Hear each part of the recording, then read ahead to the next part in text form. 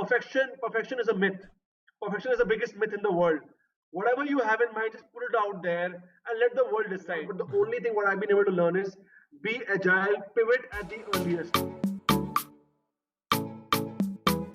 Today I'm joined by Manvir Singh Anand. While I was trying to figure out an introduction for him, the issue is that there are way too many things to pack in, right? And I've mentioned his LinkedIn in the description below, so you can check it out and you can read everything about him. But a few things that might be an highlight for you is that he founded a company called Night Bites a year or two after graduating from college, which he managed to sell sometime later for almost 2.5x ROI, that is return of investment. Currently, he's the founder and CEO of Night Gourmet, a top-notch provider for B2C events, and he has also on the whim invested in multiple F&B businesses. So pretty successful in the hospitality F&B industry, if I might say so. And he's also written his own book, which was a bestseller on Amazon, ranked at 1 and 2 within 12 hours of launching, by the name of Catering Your Way Towards Financial Independence. Like, he's no doubt an expert in this industry, and I'm so glad that he's here to share his experience with all of us, right? So, guys, please welcome Manvir Yes. Singh Anand. Thank you so much, Aryen. Thanks for having me. I appreciate that.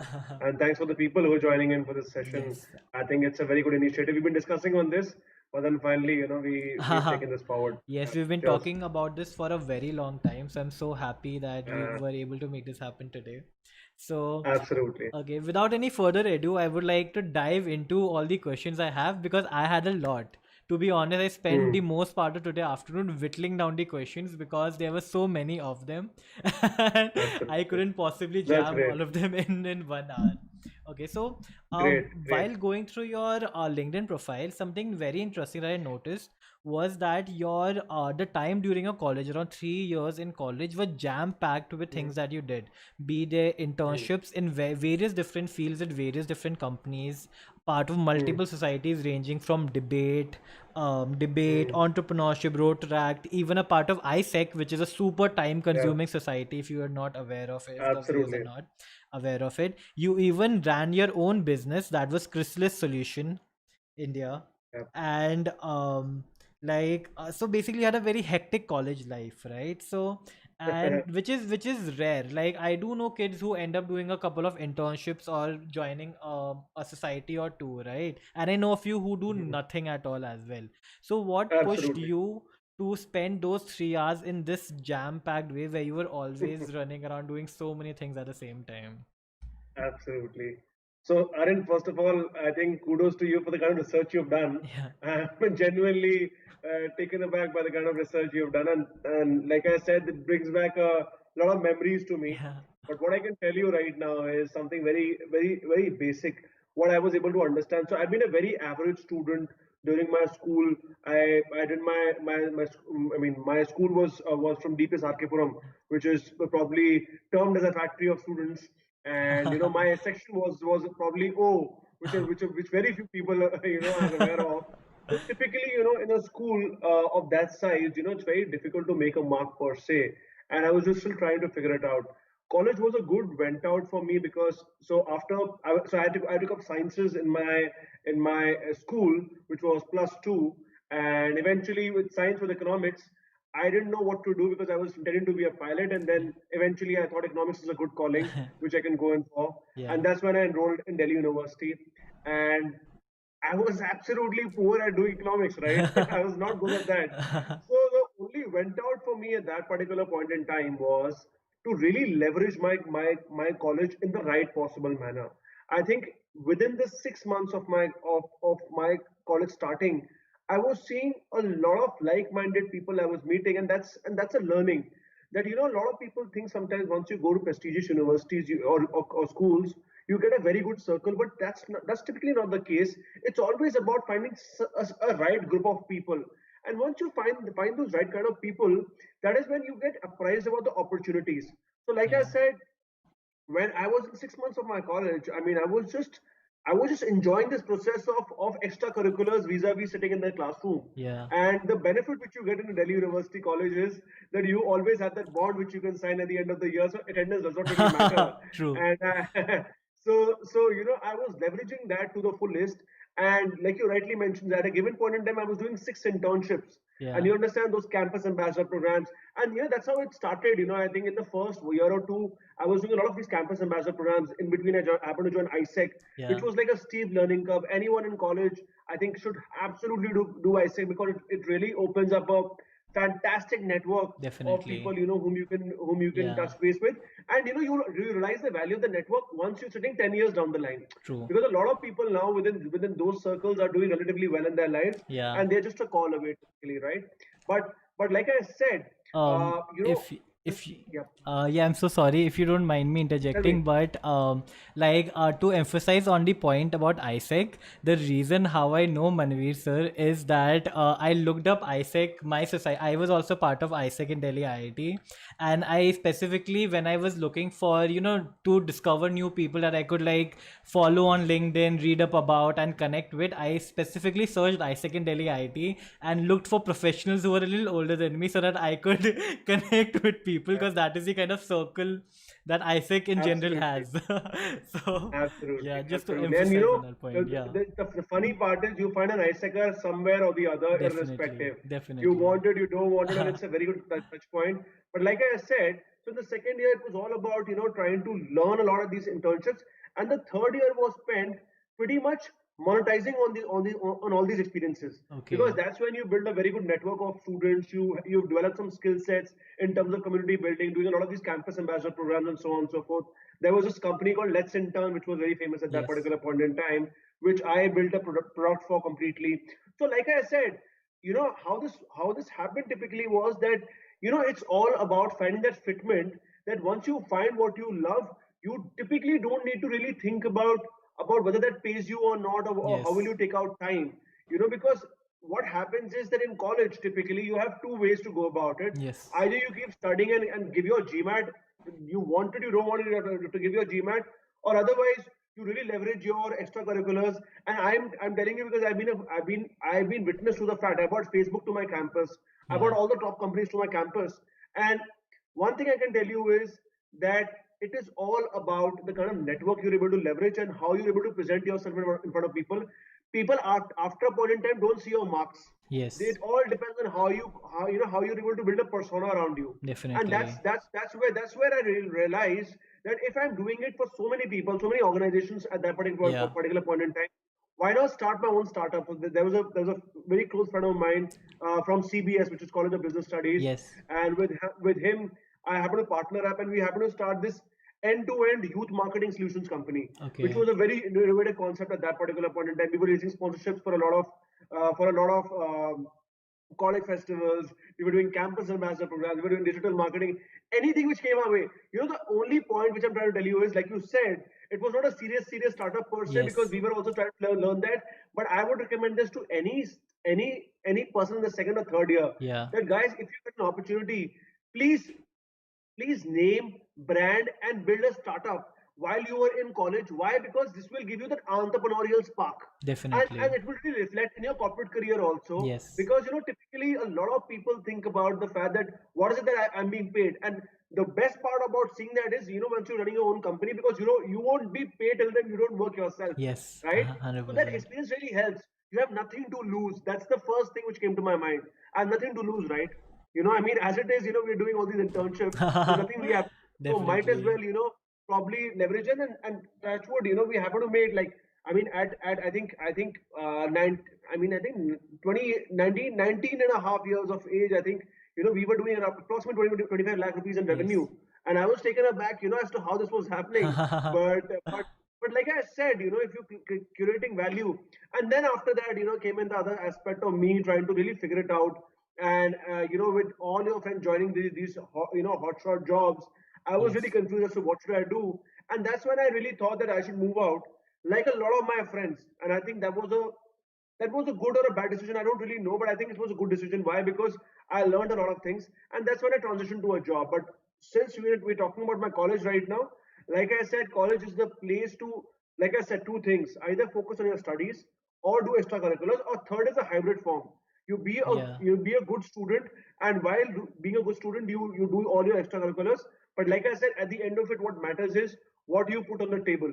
If you learn something, wherever you find more fitment, please keep focusing on that. That really helps. Okay, Hope I great. was clear. Yes, definitely. So, for the audience which is going to college right now and or is in college right now, I feel what Sir is here trying to say is that either if you're really into education or academics, you must be like the best in that and have something that you can provide of value to wherever you go after college, that is your MBA or the college that you go to, or focus on building yourself up skill wise, creating value in yourself, learning as much as possible by leveraging all the opportunities around you, or kind of creating a hybrid of both where you create a mix which is best suitable for yourself and your who you are. But the basic idea is to leverage college as much as possible, right? If I And Yeah, keep learning. I mean, like I said, in internships you have nothing to yeah, lose. Like I said, definitely, definitely. even if you fail at an internship, it's not that you have to put food on the table. Yeah. Your parents are taking care of you right now, but the best expectation they also have from you is that you learn in the process. So that's what I can say. And there's this question from Harsh, I believe. He's saying, for the ones in school, like I said, start at the earliest. Ritesh Agarwal started when he was in school. He was my Yes, junior. yes. And I remember I used to speak to him, I mean, over WhatsApp, and, not WhatsApp typically, I think over Facebook Messenger, I remember Yeah. at that particular point in time. And in a short period of time, when he was like 4 5 years younger to me, he's built a massive empire wherein which it's very difficult for us to Yeah. even reach him today, Definitely, relatively, right? definitely. So, like I said, for school guys or college guys, like I said, start off. I mean, that's the Yeah. best thing you can do at this particular point in time. Yeah. For those who don't know who Ritesh is, he's the founder of Oyo Rooms, a brand Yeah. that all of you might be well aware of. And it's something you might not know about him, that he started his entrepreneurial journey when he was in his 11th or 12th grade itself. So, and he managed to build a multi-billion-dollar empire without, I don't think he has even touched 25 years yet. Or, Yeah, yeah. he's turned 25 this year, Yes, I he's think so. turned Yeah. 25 this year. So, yeah, so that is what I think Manvir sir here means by saying that this is the age when you can leverage a lot of opportunities, a lot of networking that you can do without having an overhead burden of probably other responsibilities that plague humans Hmm. as they grow up, No, grow up. Yeah. and let me tell you, for the guys, who are watching in, if they want to discuss that in Hindi, they want examples, let me know. Feel free. Like I Yes. said, the agenda is what you should be learning something from this process. Yeah. That's what I want. Okay. Yep. Okay, I think there's an Okay. interesting question, and this is personally something that even I faced, right? Yep. Because even I started my first entrepreneurial venture when I was 19, right? So Harsh here Yep. asks that some people don't take students very seriously, right? So Okay. if you are trying to set up a new business or if you are trying to sell a product, how do you convince people around you that even though you're 18 or 19 or 16 years old, you are serious or you are skilled enough or knowledgeable enough to be doing what you're doing. So what would you recommend? Two things. Two things specifically. First, stop considering that you are 16, 17, 18 year, 20-year-old. Nobody looks at your face and gauges, you're 18, 20, 18 or 16 years old. I mean, you'll find a lot of times a 30-year-old guy looking 20 years of age. So, I mean, don't go by the face. It is all about. There's a beautiful thing my senior told me in productivity, where he told me, I had this habit of saying that, I'm a kid, I'm just learning. Yes, I yes, had this yes. habit of saying that a lot of times. And he said a beautiful thing which still resonates with me. He said, "Till when do you want to be told that you're a kid? It's all in the mind, right? Definitely, You have to definitely. you have to behave a certain manner. I mean, I'm telling you, nobody's gauging you. I mean, today I am. I've been in the trade since a long time, and Yes, it does not matter whether you come from school, college, as long as you can solve my problem. yes. If I want True, to true, today, true. I mean, I'm telling you why I was getting business was because I had a very expansive network through my networks Yes, through ISEC, through the definitely. societies, where in which I could get access to any large company across all these colleges. You Yes, understand? yes, yes. So that was my USP at that particular point in time. And it's Definitely. funny that today, after 6 years, 7 years, I'm looking out for Yeah, similar students, yeah. who have that kind of access, who can, True. basically put a lot of hours services, and reach out to the schools and colleges. Definitely, So, like definitely. I said, your age does not really matter. What matters is how you look at yourself, and secondly, what is the meat you add to the table. If you actually adding value, nobody will ask you your age. It does not Definitely, matter. definitely. They will not ask your age. They'll not ask you what is the kind of money you make. That's your wage. And third, they will not ask you what are the kind of marks you get. So don't worry about that, right? It's all about putting meat on the table and start adding value. That's it. Yes. Yeah. Yeah. So I think that answers your question, Hers. People will take you seriously when you provide them with the kind of value they need.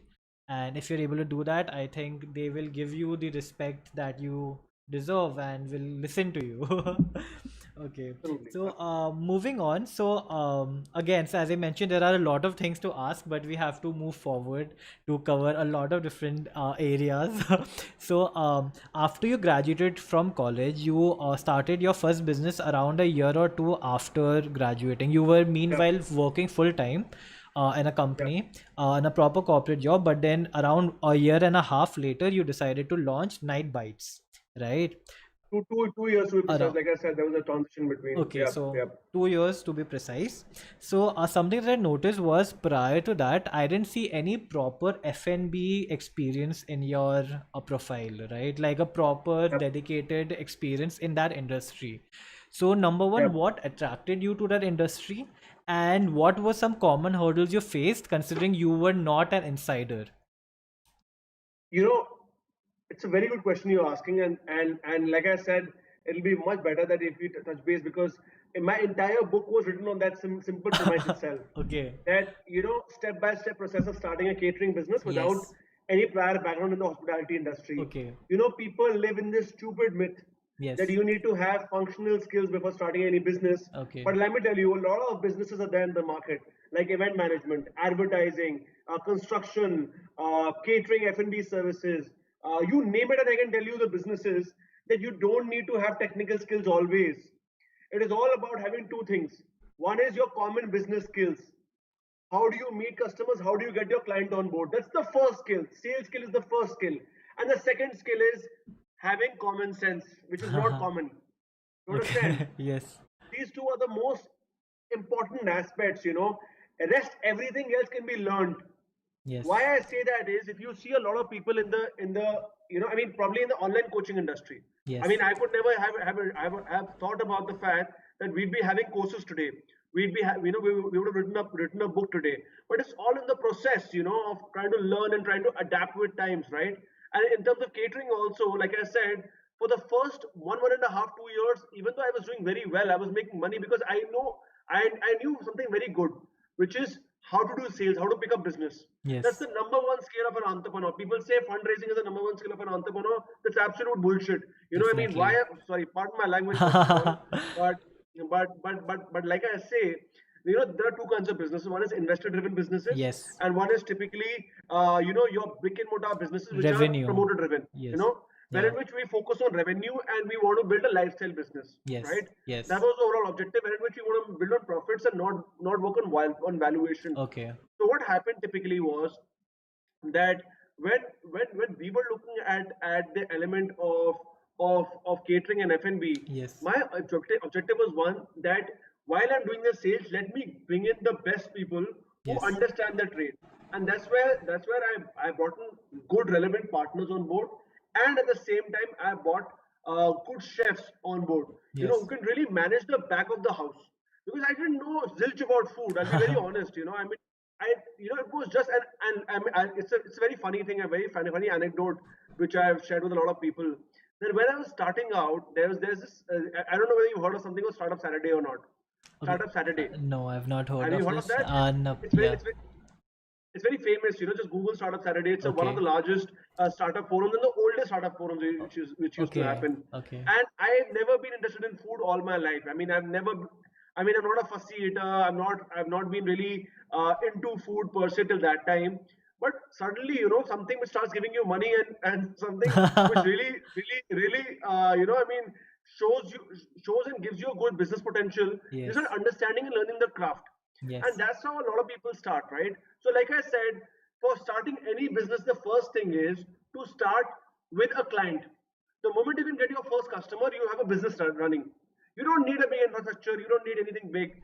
And then in the process of doing your business, you start learning the craft. But the that is given one very basic assumption, that you will get in the right kind of staff and team members who will be able to handle the operations part of it. You understand? And that's Definitely. what I did. And then while in that process of 1.5, 2 years, when I was learning that business, I Yes. was really focusing on one aspect, which is of really getting into the nitty-gritties of the F&B business per se. Because, like I said, if you don't understand the business even after 2 years, you don't have to be in, because you will never be able to make money if you're playing on other people's skill. You have Yes. to learn some, in the process. You have to grow yourself also. If I only keep selling, then I'm not an entrepreneur. I'm typically like a sales guy who's been hired. But when I understand the operations plus sales, I become an entrepreneur, because that's when I increase. So while I'm increasing my revenue, I'm also increasing my profitability. And profitability is increased when I understand the business better. मेरे को समझ में जब आएगा कि खाना, पहले तो मैंने हाँ. मैंने खाना बेचा, खाना बेचने के बाद जब मुझे समझ आया कि वो बनता कैसे है, where is the actual margin, that is where you actually start building a quality business. Vis-a-vis, Yes.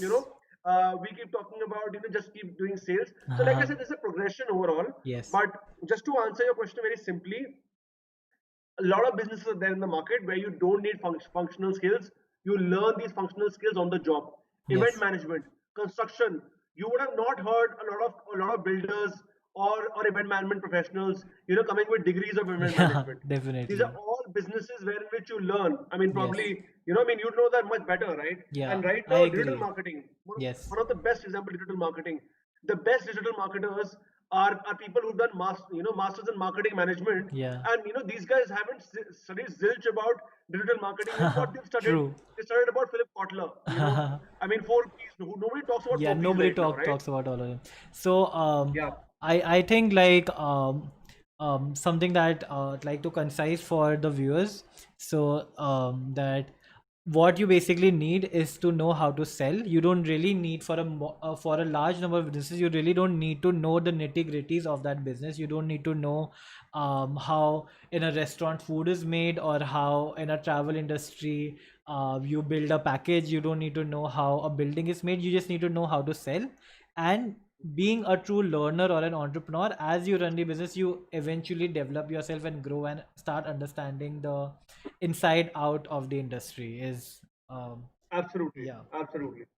So now you mentioned something very interesting, right? And I also hold very strong opinions about this, that you mentioned that some startups tend to be based on their valuation, right? That is, they might have inflated valuation, something which was seen Yep. with WeWork most recently, where a business had massively inflated valuations but was creating close to not even a percentage of that in revenue, Yep. while Yep. some businesses like the startup that you began, which was a more revenue focused business, where the focus was Yep. on building revenue, and that's where the business stood as itself. Yep. So but currently with the new generation of entrepreneurs, when I see Yep. posts on LinkedIn or newspaper articles, there is almost always talk about X and Y on entrepreneurs, founders building a business which raised 1 crore in funding or 10 crore in funding, Yeah. and at XYZ in Hmm. valuation. Yep. So as an entrepreneur, as someone who wants to become an entrepreneur, where should one put their energy? Should they focus on like getting an idea and raising investment? Is that a good way to go, or should they actually focus on the way that you went, that is building a business, selling, building revenue, and then thinking about selling or getting investment or raising valuations and all? So the first point to your, to which I just want to correct, Yeah. is it's not 1 crore, 10 crore, it's 1 million and Yes, 10 million. So yes, that yes, yes, becomes definitely. 6.5 crores to 7 crores. Yes, One yes, yes, million dollar is around 7.5 crores today. yes, yes. So like I said, it's really wavered, the kind of valuations. But like I Yes. said, it all depends. You have to really understand your skill set and your value. I mean, the values which you hold. Okay. Like I said, I mean, one of the reasons why I said that you should really be starting up during your college days, and or anywhere what you're doing. Startup is not typically trying to make money, raise funds. Don't think about it. You are the hero of your story. You're the protagonist of your story. you are, I mean, if you start thinking as if you have to please someone else, that's not how it'll go, right? You are building your story, so you are starting a startup, and if you fail, that's fine, absolutely, right? But in that process, why I say that is, you start understanding your skill set and your behavioral skills. Yes. Like I understood in my first startup itself, and in the second startup was more like an affirmation, where in which both the startups I had partners, and I had genuine partnership rules in terms of actually working with them, trying to have some sort of issues in terms of monetary decision making, Yes. and probably multiple issues per se. So I understood my behavioral characteristics, and I understood that if I want to make it big in my particular industry, I'll have to do it myself vis-a-vis relying on partners. Like I said, that was a good strategy when I was starting out. Yes. In my exit, in my of course my first exit, because I understood my skill set, and by that time I was very much aware about what are the nuances you typically face when you're starting a business like that. Yes. But the second phase, which is right now when I started Night Gourmet, was more about going by my gut and trying to build a business around that by knowing what is it that I specialize in.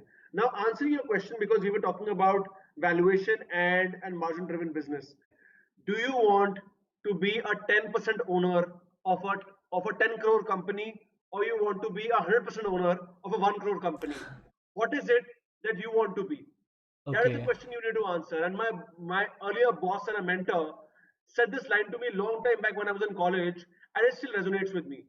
Because I'll tell you what, if you're happy, it's something which Ritesh Agarwal also said recently, Yes. and it's funny how he said that, because he's a person who's become a big fish in a big pond, right? Yes.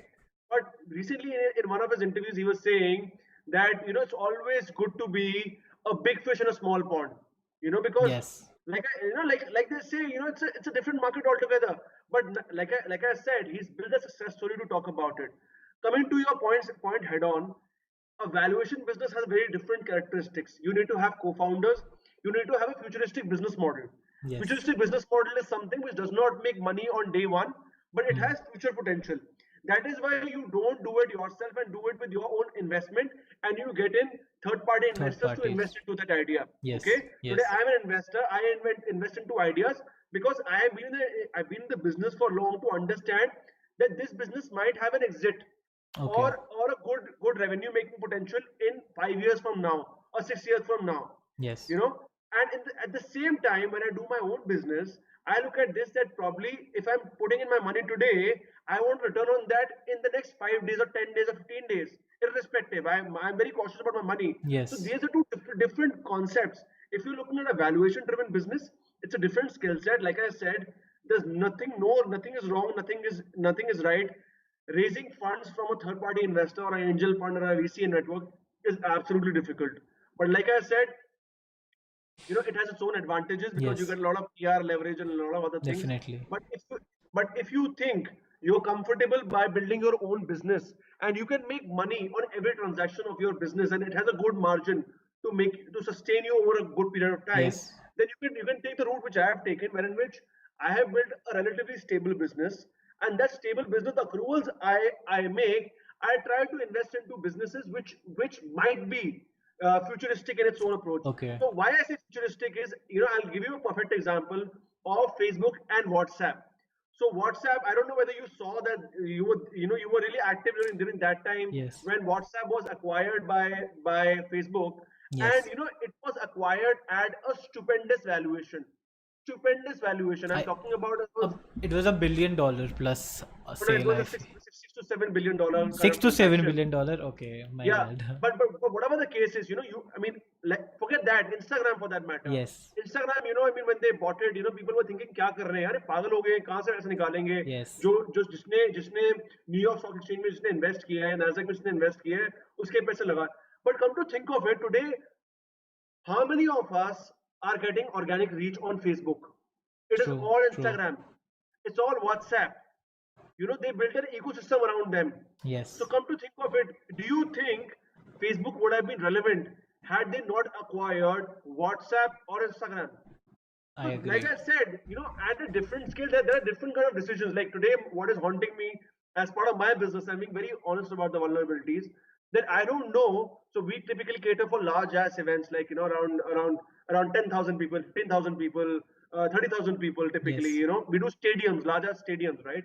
And my problem is one, that I don't know post this pandemic, when will the market really open up? And even if definitely. the market opens up, I did last year. I was part of the ISL opening ceremony, and I'm telling you, there were 45,000 people in the stadium. Now, in this kind of a scenario, I don't know whether there'll be 45 people also in the stadium. True, You know what true. I mean? You Agreed. know. Yeah, yes, yes. So, so like I said, sometimes you have to really assess and evaluate to not really put you into jargon. Both have their own skill sets.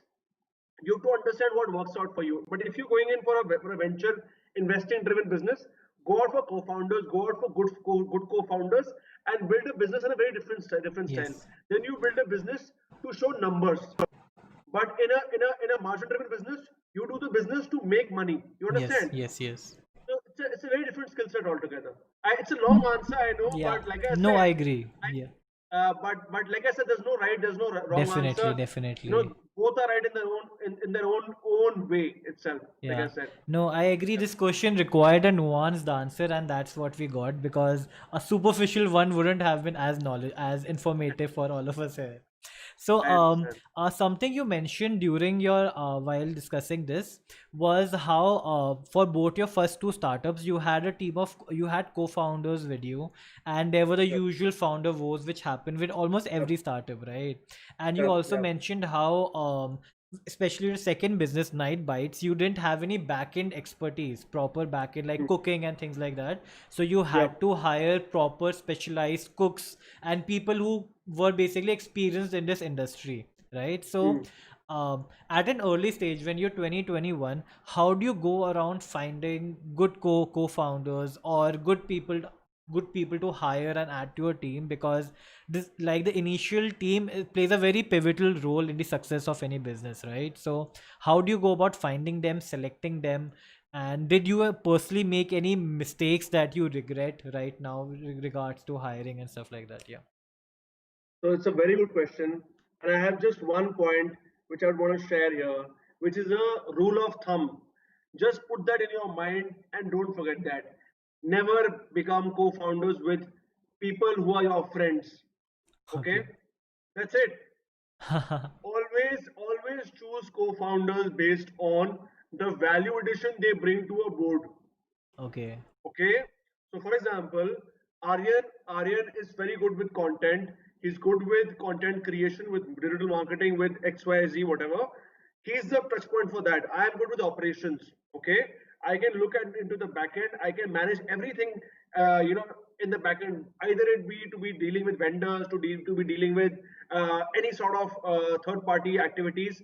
And then there is a third co-founder who just brings in money, who keeps his mouth shut. He's just concerned about one thing, that boss kitna paisa dala, kitna paisa nikla. You know what Yes. I mean, right? Yes. Yes. And that is what is the key essence. I never understood that, because for me, it was very important to make that kind of mistake. I still thank my co-founders, because I learned a lot from them, and that's why I'm in this business also. It's a very interesting story how I happened to start off with them. But like I said, the what I've been able to learn is that always, because we all three were not from a non-food background. So Yes. we eventually had to depend on chefs and people from the industry who would be teaching us. And in the process, of course, we were not only losing money, but we were being fooled by a lot of people, be it suppliers, be it our employees, be it a lot of other people. But the whole objective is what? That we never looked into what is the skill set we offer. And the most stupid thing which I was able to do at a particular point in time, which you mentioned, what is the mistake you did, was that I quit my job without even thinking twice. You understand? Yes. I quit my job because I thought I was making money in the process, and maybe I can give this full time, and I can make a lot more money. But I never checked with my other co-founders whether they were willing to quit their job or not. And then eventually, I mean, again, everyone has Yes. their own ways of going about it. And Definitely. eventually, we got a good investor. We had to exit and so on and so forth. But like I said, the essence is one. Like I said, never hire because of the fact that a person is just putting in money or is your friend. Never do that. Either he brings something to the table. If Yes. he's bringing capital to the table, then tell him very clearly, भाई पैसा डाल रहे हो आपको in the 6 months, 12 months, or probably whatever time you'll be हाँ able to ji. give them a return. Yes. And the other part is that even if you are not evaluating all these elements, just evaluate what is your personal holding in that particular business. If Yes. you're a co-founder, you have to take decisions keeping in mind everyone, and you can't take abrupt decisions. That is one of the Hmm. most stupid thing I could have done. But like I said, it really worked wonders for me because then I was able to build a relatively formidable business, which Hmm. really helped me. But like I said, it is a bit of luck and a lot of effort. But I always say that when you're doing co-founder search, Yes. always get them on board for the right reasons and try to have similar capital size.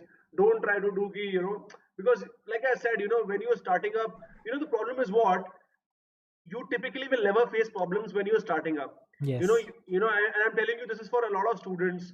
That Jabi, when you're starting out, right, you will never face the heat when you're starting up because all of you are passionate. I was really True. passionate. We want to start up, and one day Lady Luck smiles on you, and you start making money.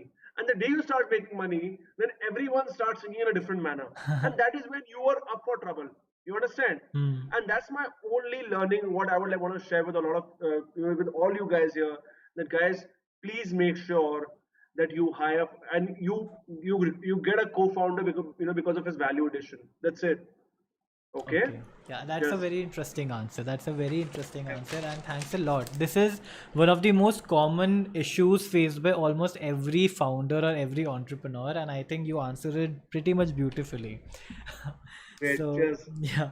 So this is I think the last question about night bites. Then we'll move forward because I would like to ask a lot more about your first night venture night bites, but there are so many things to cover that it's super hard. I can imagine. No issues. Yeah. No issues. So, Night Bites was your first venture after college, right? And you Yeah. managed to see through the entire kind of startup cycle, which is Mm. like conceiving an idea, bootstrapping, then running operations, running the business, setting it up, and then finally exiting it by selling it to an outside investor, right? Mm. Mm. And this is super rare, right? Because Mm. if anyone here is in touch with a lot of startup founders or entrepreneurs, most of them go through multiple startups before they hit one lucky startup which ends up Yep. making them money or successful. And Yep. despite having all the right skills, a great team, good money, good Mm. idea, they have Mm. everything, but still it takes a lot of time, a lot of attempts Yep. before succeeding. Mm. So looking Mm. back now, what was it that you did differently with Night Bites that you managed to succeed with the first startup that you launched right after graduating? So one thing I'll put it very very clearly. There's nobody who does anything differently relatively. Yes. It's all about going in the flow and putting in a genuine effort. Because if I say I was very smart, I would have been sitting in a very different table altogether. But like I said, exits are of different size, different scale at every entrepreneur stage. Yes. But answering your question head on, how this works is typically that, like I told you, my first skill was about knowing how to sell. That is the first skill, number one skill of an entrepreneur. Like I said, number one, but like I said, it's not the most important, but number one skill. You can't Yes. build a business without selling. But Definitely. once you start building that business, you understand and you build multiple streams. Like I said, in our business also we had two sides to the business. One was a B2B side, one was a B2C side, which was a delivery business, which was focused on smaller orders, doing around 500 rupees, 1000 rupees, 1500 rupees, doing 50 orders, 100 orders a night, and so on and so forth. And the other business was doing a lot of catering work, which is a Yes. bulk meals, which was doing packed meals, thalis, and all of that. Mm. Like I said, a lot of times what really worked out for us is that I was able to understand this fine balance much earlier in my business. That you can't survive your business only on the basis of doing B2C, which is doing this 500,000 rupees, 1500 rupees Yes. orders. Yes. Yes. Even though you do, it's so funny that one of our outlets was in North Campus, and in North Campus, there was a time we were doing around 100 orders a night. And the irony was why I was to scratch my head so much was, people in North Campus order for like Maggie. They don't want to order gourmet stuff typically, Yes. right? Yes. Yes. And after doing an entire day, you're just making 20,000 rupees in a night, which is not very good as per unit economics of a cloud kitchen per se, Yes. right? So that is where we understood that probably bulk the B2B side of things जहाँ पे, I mean, if I put an example to it, B2C, you understand? How many guys understand what is B2C and B2B? I Um, hope people understand yes, I B2C, think B2B. just to clarify, B2C means business to customer. That is a business that's directly selling to a customer, and B2B is Like a when a retail shop. like a retail shop, for example, like a shoe store that sells shoes, individual shoes, and B2B would be a business selling to another business, mostly in bulk. So, for example, maybe a big factory partnering up with various different retail outlets to sell their shoes to Absolutely. individual outlets. So, Absolutely. yes, please, Absolutely. Manveer, go Absolutely. ahead. Yes. So, like I said, I understood that the very basis of a valuation is the very basic fundamental that you need to really push up your top line. Your top line is basically the sales volume you do. Yes. What you do in a month in a retail store, you can do it typically in a day in a catering setup. You understand? True. And like I said, we were doing catering which were around 3.5, 4 lakh rupees a day typically, right?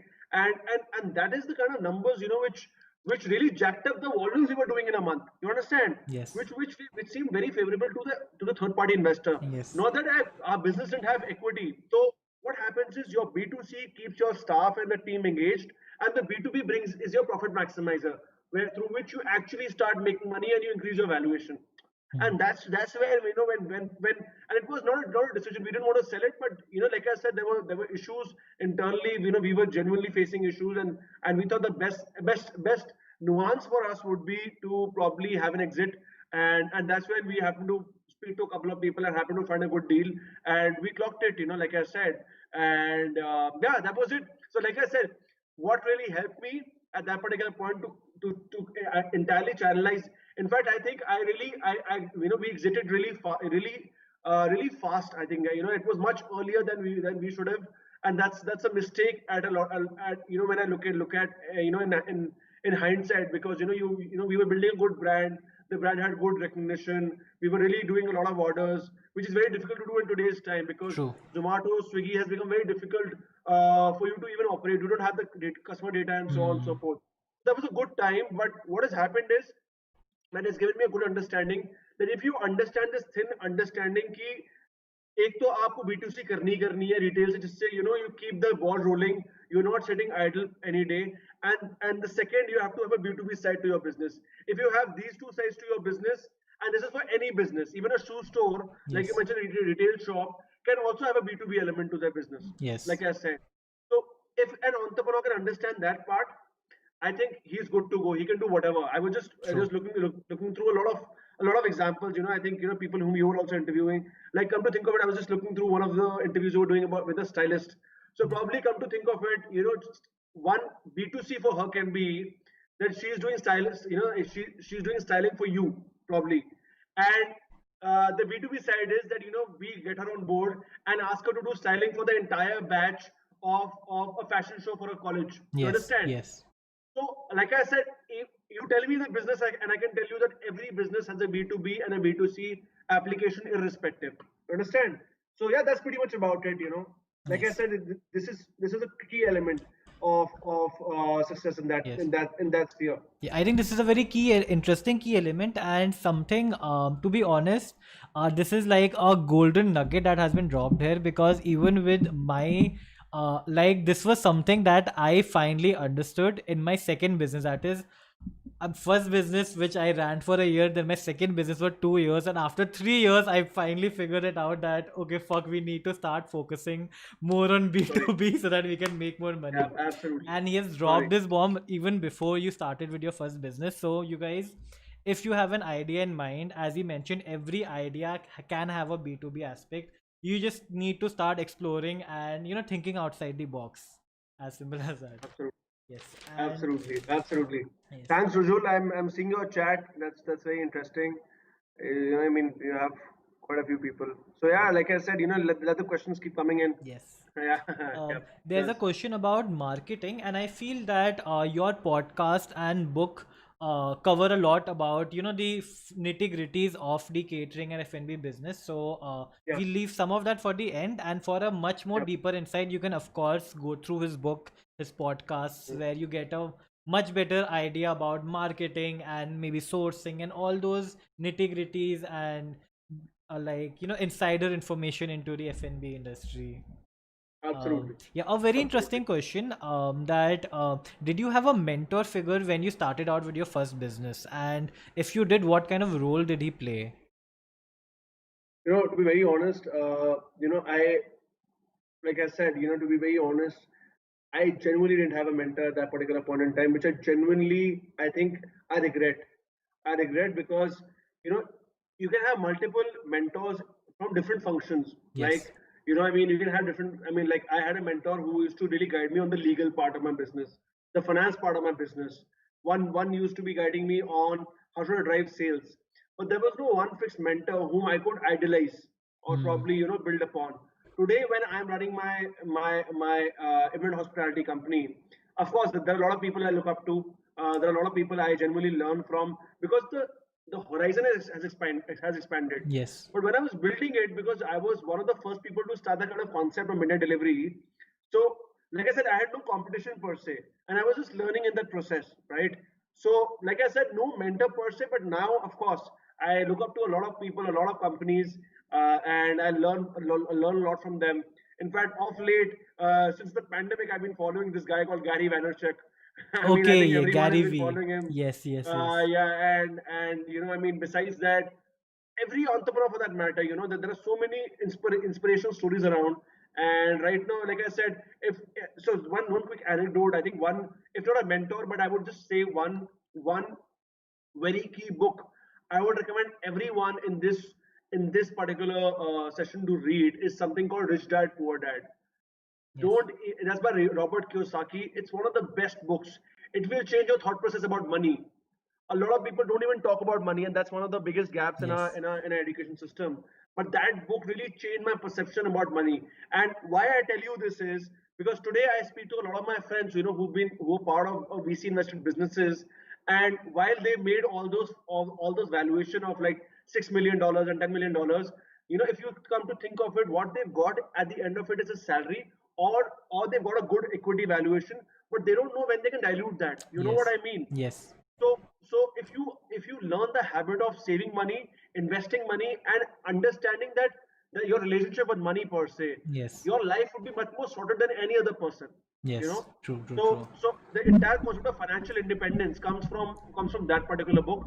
So just keep that in mind. Yes. Yeah. For those watching, if you didn't understand that bit of lingo or jargon, what he meant by saying that a lot of entrepreneurs have huge valuations in business but do not know when they will be able to liquidate that. Like that means that they do not have that money in hand or invested somewhere like in their bank accounts that they can use anytime. It's consolidated in like fixed assets that they cannot quickly get like हाथ में नहीं आएगा. So in basic terms, Absolutely. yeah. So No cash in hand, yes, basically. no cash in hand basically. Another very Yeah. interesting thing was that you mentioned a lot about working with vendors and like even with B2B, working with bigger brands and bigger companies and building a relationship with them, right? Mm. So a quick tip on how someone can try and approach bigger brands or bigger vendors and like build a good business, build a good relation with them. So the aspect about doing and approaching bigger brands is one very simple term which a lot of people need to go and Google once, is something as basic as corporate sales. 90% of people don't understand. People don't understand. The difference between sales and marketing. So corporate sales. That's why I said, no, common sense is not common. And that's why a lot of people need to understand what is corporate sales. Corporate sales is when you are focusing on any company to sell your products. That's called B2B sales, which I was just telling you. Yes. When you So B2C is I am selling to anyone on the road. I am selling a mask. I am selling a sanitizer to anyone on the road.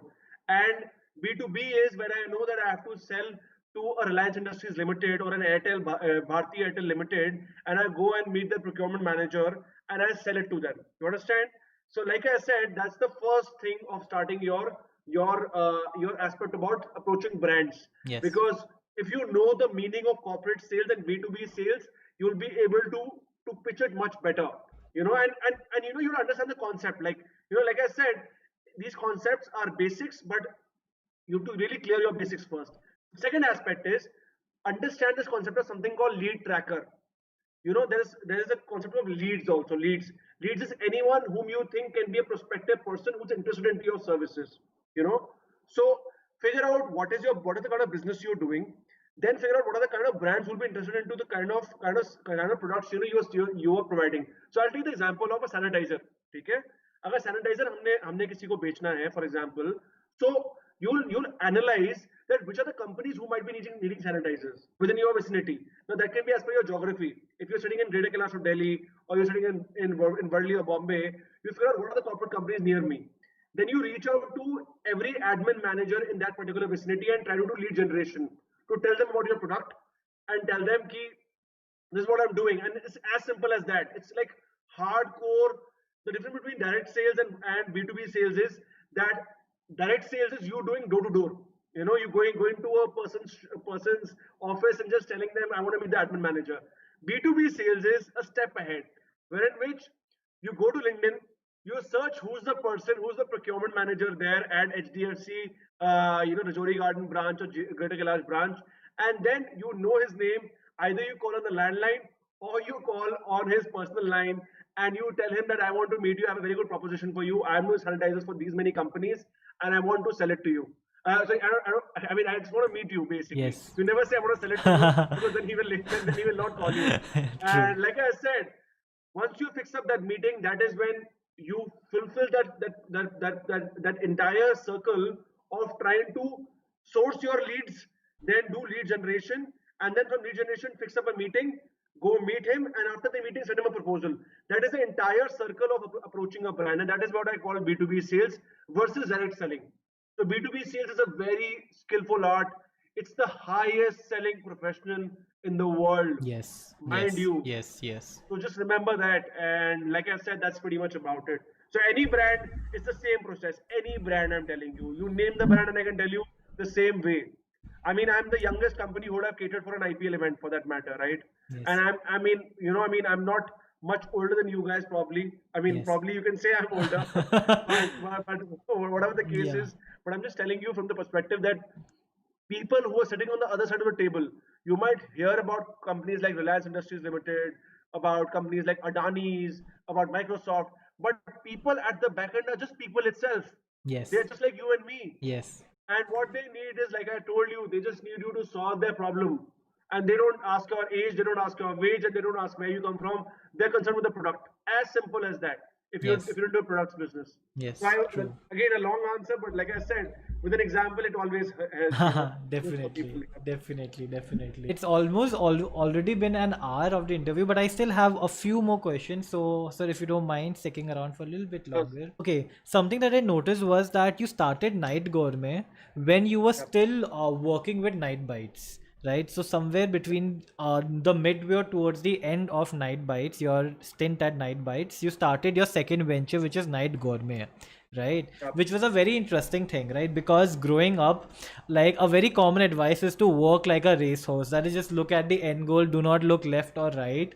But with Yep. successful entrepreneurs or businessmen, and even with you, people almost always are pivoting, looking at new ideas, testing out Yep. new things. So, as an entrepreneur, as someone who wants to set up a business, how important is it to be flexible, or is being rigid and more goal oriented and focused the way to go? Like, what are your sense So, point so, on it? so Yeah. here I'll just like to correct you probably because what shows on LinkedIn is slightly different. So basically, my company, which was registered, was much earlier. That's why Okay. there's a transition which shows. But what happened after the exit of Night Bites, typically, Yes. what happened was I was completely confused. I didn't know what to do, and I find my calling that probably this business has made me money. Then might as well I should study about this business because that is the exact phase in which I was thinking, ki, I am selling food, but I don't know about food. You know what I mean? Yes. I don't know anything. And that's when I thought I should go back and I should go back and study about food typically. That's when I Okay. did my training in Delhi and London. And once I did that, I got some comfort and I thought now is when I can start my catering business. And Yes. like I said, that's when I came back to start Night Gourmet, you know. Yes. So, like I said, the transition, what you would have seen in LinkedIn is slightly different. Why? Because Okay. the registered company which I had, I didn't close that down. After that, I've changed 2 3 more companies entity wise, because of some compliance aspects and so on and so Yes. forth. But like I said, it was not something which was a far-sightedness, like I Okay. said, it was nothing like that. It was all about understanding that, I have made money in this particular business, which is a F&B business, Yes. and I genuinely wanted to learn something hands-on, Yes. which was wanting to learn about F&B, about going to the kitchen, knowing how fish is prepared, how actually gravies are prepared, what are mother sauces. And that's when, once I was doing my training and I came back, and I met with, and when I started Night Gourmet, I met with the most rudest shock of my life, which was which was something which I keep repeating, that you don't need to be a chef to start an F&B business. You know what I Okay. mean? Yes. I Yes. just Yes. burned whatever 10, 15, 20 lakhs, what I would have spent on my training. Because, understand, when you're running a business, you are taking care of the front of the house. आपने customer देखना है, आपने you need to know the product really well. You have Yes. to understand how to handle your customers well. But you don't have to be a chef at the back. You won't be making pasta at the back end, right? You'll have to have a team behind that. But Hmm. yes, it gave me a lot of understanding about how food business, what food is, what is the learning about that, and that I could have done by learning about food itself. Yes. By learning and studying online, like what we're doing right now, right? I Yes. mean, how many? I don't think so. You did a professional course for running a for becoming a YouTuber, right? Yes. You would Yes. have done a lot of ad hoc research and so on and so forth. And Yes. that's typically, one of the biggest secrets which nobody tells you in the world is that everything does not need a qualification. Sometimes what you need is just the hunger to learn those things. True. And a lot of people don't really understand that. A lot of people are living in that hallucination कि भाई मैं masters in international business कर लूंगा तो मेरा international business आ जाएगा. बस ऐसे नहीं आता international business. Till the time you actually don't understand exports, till the time you don't understand what is bill of lading, multiple other Yes. aspects. Yes. So like I said, to answer your question very, very straightforward, there was no vision per se, but yes, like I said, I had that inkling, and that's something you'll hear in my podcast also, that it was very simple. I came back. I wanted to start a business in F&B, and I just found my first client at that particular point, which was a great lead for me, which was called Delhi Daredevils at that particular point in time, which was the IPL team, and that was a good breakthrough for me, which eventually made me have a relationship with them since last 5 to 6 years, 7 years to be 6 years to be precise. But like I said, my overall objective of sharing this with you is that a please don't live in that misconception that you need to act a that people have this vision per se. No, guys, every time it's a natural transition. You are in whatever position you are in right now. You are where you had to be, but now what you need to promise yourself is that you'll be learning upon that, and you'll be upskilling yourself at all given points in time, and you'll be an executor rather than just be talking about stuff. Yes. I don't want to talk about stuff. Don't talk about the stuff that you want to start a new startup. Start it up. Let the numbers. Like I said, sales is the best feedback. If you're in a business, if sales is happening, you have a business running. So like I True. said, I mean, I don't know whether I answered your question or not, but like I said, it's very important for people to know that a no vision as such, just pure execution, and second, like I said, it was no asset degrees you need to start this business, to start Yes. any business for that matter. It starts first with a desire to learn that particular business, and you can do it irrespective. So yeah, that's pretty much Okay, about it. that's great. A interesting question here by Shivam, which is also somewhat related to what you asked, what you just talked about. He mentioned that when you have an idea, like should you go ahead and build a huge business plan or a big detailed plan, or should you just get started and start figuring it out as you go? Like, which is the better or easier path to follow as an entrepreneur setting up a new business? You know how this works is, like I said, taking cue from the point which we had discussed. There Yes. are two Yes. types of running a business. One is an investor-driven business. One is a Yes. promoter-driven business. True. I always recommend, in hindsight, I never use a business plan, but I'm again recommending it to you. What worked for me might not work for you. And I'll tell you why. Because I genuinely used to maintain a lot of Excels. I used to keep studying my business. I didn't make a business plan in the sense of making an executive summary, even though my business is a promoter driven business. Yes. But it really helps you to understand data in your business. When I say data in your business, like, in fact, before lockdown, I was just evaluating, and I was thinking, because I used to travel a lot. I traveled 6 months in a year. pre-lockdown. I don't know when that comes back, but you know, one of the best factors which I was able to see from a data is that 45% of my revenues come from outside of Delhi. That's why Okay. Delhi, my Mumbai and Chennai office is very important to me. I can't Yes. survive without them. But in the current scenario, I don't know what I'll be doing. But Hmm. like I said, once you understand data and once you start building a plan around it, like plan when I say is not, again I would say, not making an executive summary, but building your marketing plan, your operation plan, your human resource plan. कितना staff चाहिए starting में, कितने की जरूरत है. It's not about making a fancy word document, like I said. It is all about just taking a paper and pen and writing down all your business in a canvas. Hmm. उससे क्या होता है that you start thinking about your business. Because one of the mistakes which I don't want you to do, which I used to make when I was starting out, was if you take things in a flow, you will be taken in the flow. You understand? Yes. I'm telling you, you'll be taken in the flow. You have to stand for something to actually build it. Hmm. And if you don't stand for something, you'll be taken away by everything. Yes. So Yes. build Yes. your niche, focus on what you really want to do, and like I said, build a written plan around that. Not a business plan. I don't want to Yes. sexify the word. It's a Yes. really sexy word to say business plan, financial projections. Guys, like I said, karna hai apne liye karna hai. And like I said, in that process, if that does not happen also, my point is only one, it will give you very good learning that how what you had planned and what एक चीज कहते हैं ना हमारे in the consulting terms, it used to be said, planned versus actuals. Yes. That this is what you had planned versus actual. Sometimes it was very funny for me that my planned sales used to be much lower than what I was actually selling. But the funny aspect was that I didn't understand the business, right? So Yes. I didn't know that uh, from May to August, the relatively the B2B side of the business is relatively lower. You Yes. understand? Okay. And I never knew that. So I was thinking that the business is so good, I mean, I'm making money hands over fist.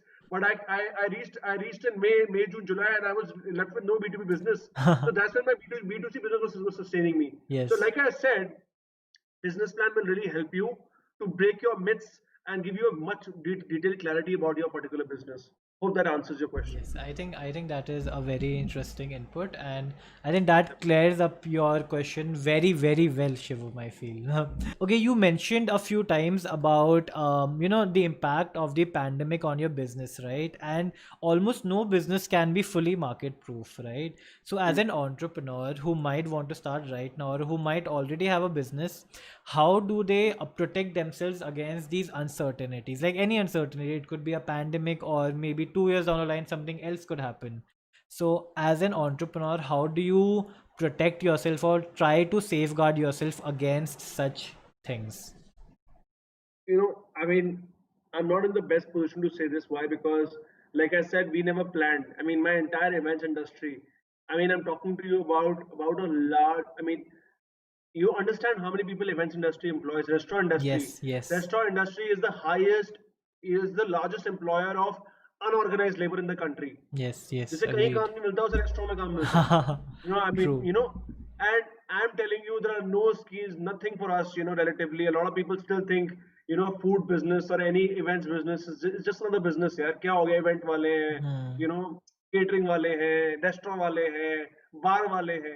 You know, like I said, when you talk about future proof, the only future proof what I've understood is to have the power of acceptance and being agile. Like I said today, I'll give you a perfect example. And I can only give you my example. Why? Because I mean that's something that's the most valid in this case, because we are down from the kind of numbers we used to do to actually 6 to 7 figures, which was never the case. We were genuinely doing very good volumes. But what I've been able to understand right now is that you have to be agile and you have to shift as per market. When I say shift as per market is that we understood that since we can't cater for those 1,000, 1,500, 2,000, 3,000 packs, what we have to do is we have to shift to smaller events or Yes. smaller home gatherings, which is 25 packs, 30 packs, Hmm. 40 packs. Do Yes. bulk meals, but do it for them. That's the only way to survive. One is that. Second, we worked a lot around content. Content is like today. I was taken aback, and this is called the power of I would say giving back. That when once I was writing my book, this book was basically, which I will come to in the later topics. but I never knew content was such a big market in Yes. itself. So I was experimenting. I was experimenting with what else can we do.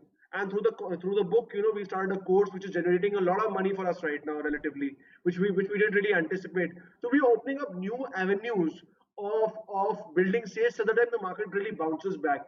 So the number one skill, there's no set answer to it, because even, I mean, I won't say Mukesh Ambani because he's made the most money in this particular pandemic. But Yes. someone like an Anil Ambani or any other businessman has gone through the worst times in this particular pandemic, and they are not with the best of people, with the best of Harvards and Stanford guys. They've not been able to figure out. But the only thing what I've been able to learn is be agile, pivot at the earliest, try to figure out a solution, because that's the only way out. You can't future proof your business. There's no insurance Yes. which comes for business loss. you know if a loss is going to happen, कोई insurance नहीं मिलता उसका, चाहे जितना मर्जी premium दे दो. So that's Yes. pretty much about it. That's interesting. Okay, you just mentioned your book, Catering Your Way to Financial Independence, right? Two questions about this book. Number one was that you recently launched this book in, I think, June of 20 is the Yeah, date that was mentioned. So yeah. you launched this in June of 20. So did the pandemic play a role in you releasing this book? And otherwise, also, what was your motivation with, writing a book, sharing all your experiences so far, right? And almost all the knowledge you have. And Yeah. secondly, for all the viewers here, if any of them want to get into catering, some of basic tips of what they could do at this stage of being students, like maybe in the 12th standard or first or second year students, of what they could do to build their careers towards this and hopefully gaining financial independence by the time they graduate or within the next few years. Get it. Please, yes. So I mean, these are two questions. Yes. I'll answer the first one first. Like I said, I had zilch experience, and I mean it. I had zilch experience in writing a book. I'll be very honest. I mean, it goes without an iota of discussion. In fact, I was speaking to a very senior official at a skill development corporation, in India, which is very well known, and he had highlighted, that a lot of people would be losing their jobs, and multiple things would be happening. This was well in the first week of April, I think. Yes. First week of April, I was listening to all these things, and at that time, I was working on another startup, which is basically that, since I was not seeing a lot of viability for my particular business, because catering was shut. It was Yes. shut for those Yes. 25 days. So I thought, like I said, of shifting from Night Gourmet as a brand, because Night Gourmet is typically perceived as a large as event hospitality brand. So we Yes. don't we never say that we're a catering company, we're an event hospitality company, because our USP is that if you see a large event at a stadium, there are three kinds of hospitality, which is the VIP lounge catering, the crew catering for the Yes. support staff, which is there, and the food courts. We Hmm. are the only company in the country who manages all three for a lot of people. That's why we changed the term from catering to event hospitality. Now, why we wrote this book was because I was building SOPs for that particular company, just because we were trying to build a concept around the OYO for catering. That was the Yes. whole concept, that you build standardization, you build all of that. And the other aspect was that in my last 6 to 7 years of actually studying this business, I've been a learner all my life, and I just enjoy reading books. And you would be surprised to see there's not even a single Indian book around the catering business anywhere across, which can tell you a step by step process for how you can start a catering business without any prior Yes. background in the hospitality industry. There's not even a single book. Of course, there were one or two books in the US, but like I said, there was nothing in the Indian or the Indian subcontinent per se. Yes. And in the US also, the language is so different. Like what we call a chef in dish here is very different from what they call it there, right? Okay. So it's a very different kind of a overall.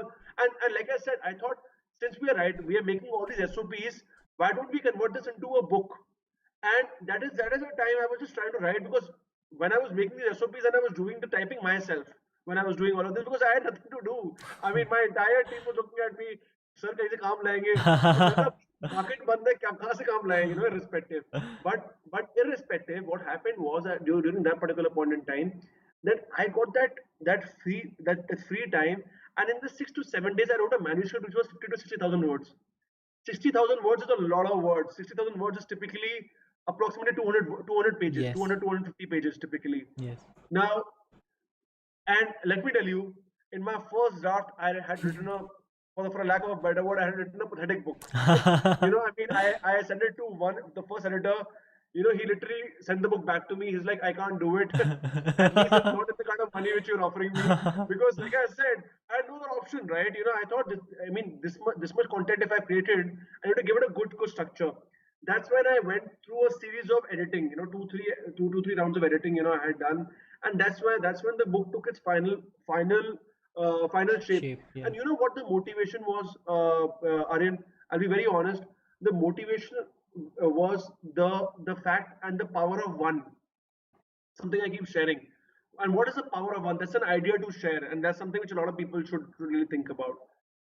I just thought in my mind during that particular point in time that even if one person benefits from this book, I have done my job. Let it be. Screw the world. Because, had I not done that, yeah, I mean, if you start thinking that the book can become a bestseller, just sleeping, and I am a novice, I mean, otherwise, what I would have, something I've learned from Gary Vaynerchuk, Gary V, I mean, for the best matter, Yes. perfection is a myth.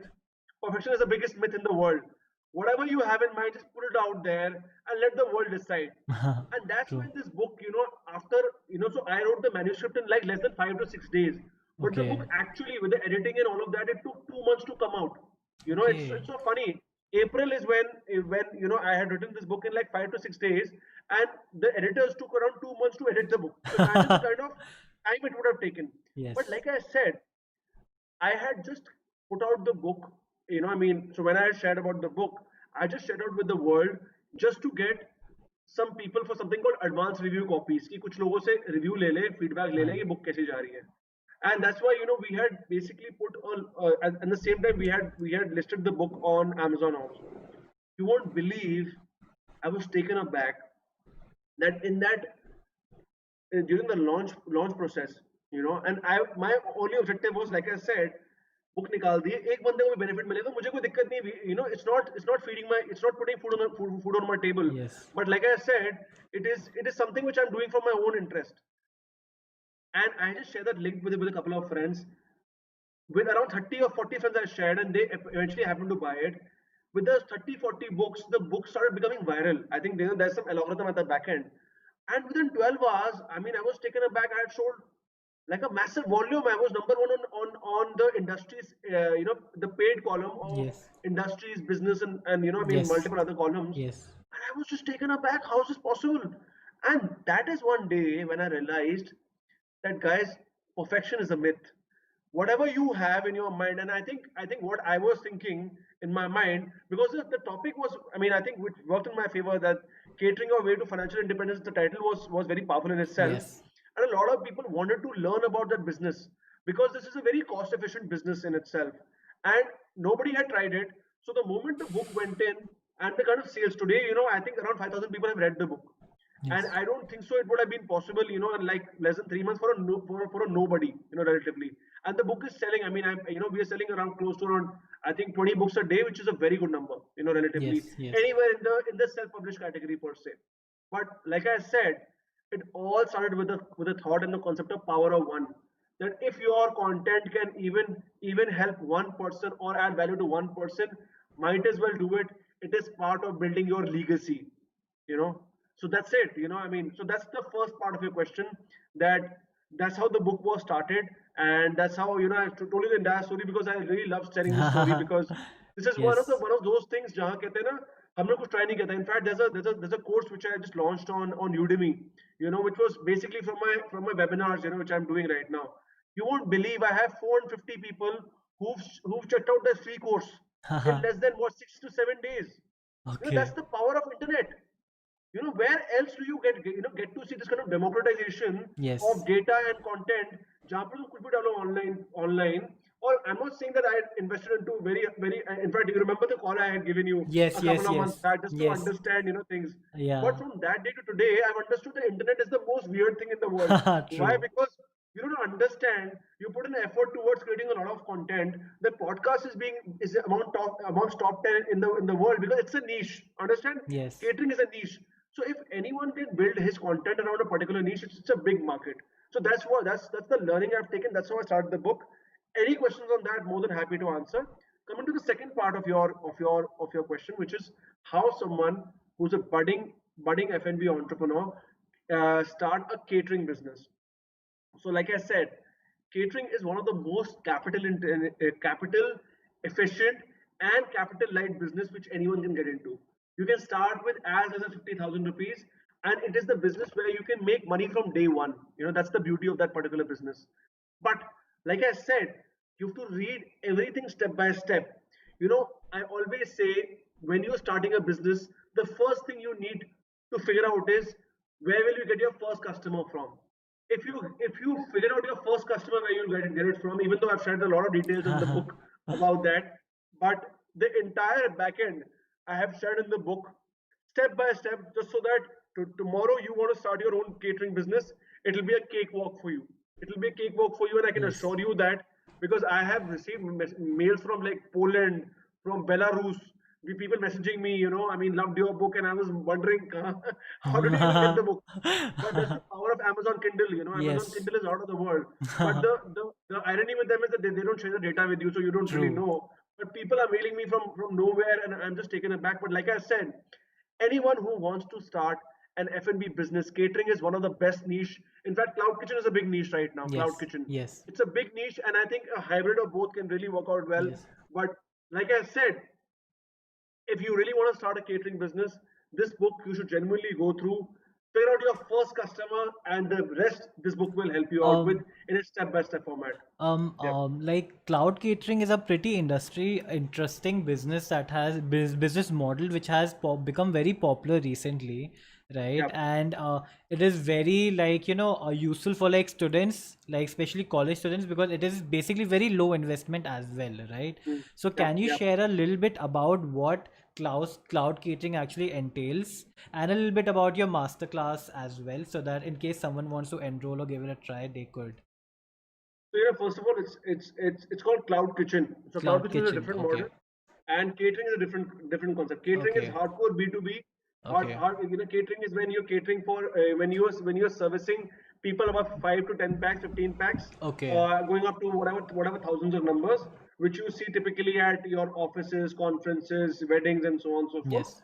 And cloud kitchen is basically what is happening right now, which are kitchens what are operating on a Zomato, Swiggy, which are faceless kitchens, which are basically I mean, like I said, they're like restaurants without a face. Okay. They're like internet first restaurants.